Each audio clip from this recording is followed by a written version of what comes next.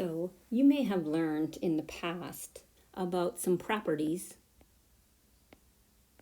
that hold for real number addition. And young kids have used these properties starting in the early grades. So let's remind ourselves some of the rules. We have the commutative property that says for all integers a and b, a plus b is the same as b plus a. So in first grade, students learn that 5 plus 3 is the same as 3 plus 5. In the middle grades, they apply that and say that 5 plus a negative 3 is the same as a negative 3 plus 5. That is, the order in which I add any two numbers doesn't matter. The associative property is just a broader property with the commutative. It says the order in which I add three or more numbers don't matter.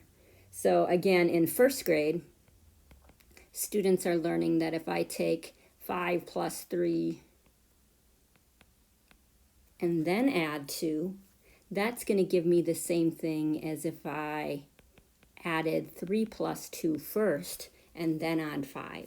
And so as young kids in mental math are going to anchor that 3 plus 2 to 5, and then 5 plus 5 is going to be 10. So in 7th grade, they apply this property and say that, oh, well, a negative 5 plus 3, and then add on 2 more, is the same as if I took a negative 5 plus adding 3 and 2 together first. Again, anchoring to 5, they're going to see 3 plus 2 is 5, and 5 minus 5 is 0. Or 5 plus a negative 5 is 0. Well, that leads us to the additive inverse. We just said that negative 5 plus its opposite is equal to 0. Well, that is the additive inverse property, that they're inverses of one another. So the additive inverse says for each integer a, there is a unique integer, the opposite a, such as that when I add them together in any order, I get 0. And finally, the additive inverse property. This is actually a hard property for some first graders when they learn something like 5 plus 0 is 5. It's hard for them because they often think addition makes things bigger.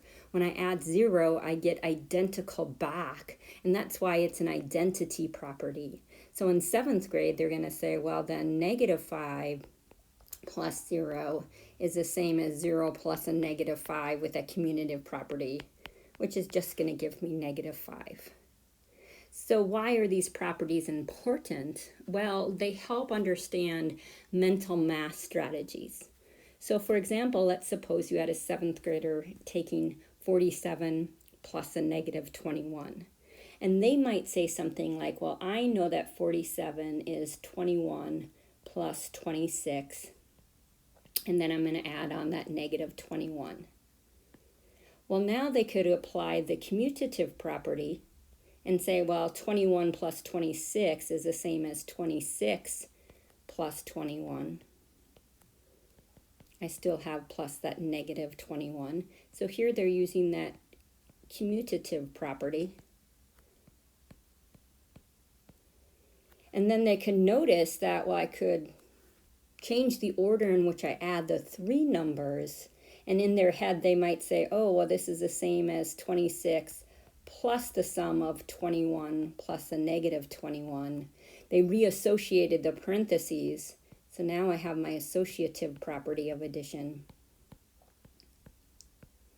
And then students might say, oh, well, 21 plus a negative 21 is just 0, applying that additive inverse property.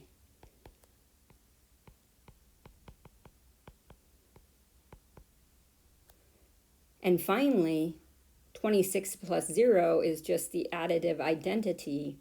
This is just 26 applying that additive identity.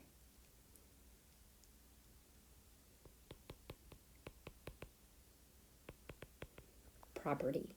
So again, young kids aren't naming out the properties, but they're thinking about breaking apart 47 as 21 plus 26, redistributing how they add and saying, oh, that's just 26 plus 0 are just 26. So these properties are going to justify students' thinking.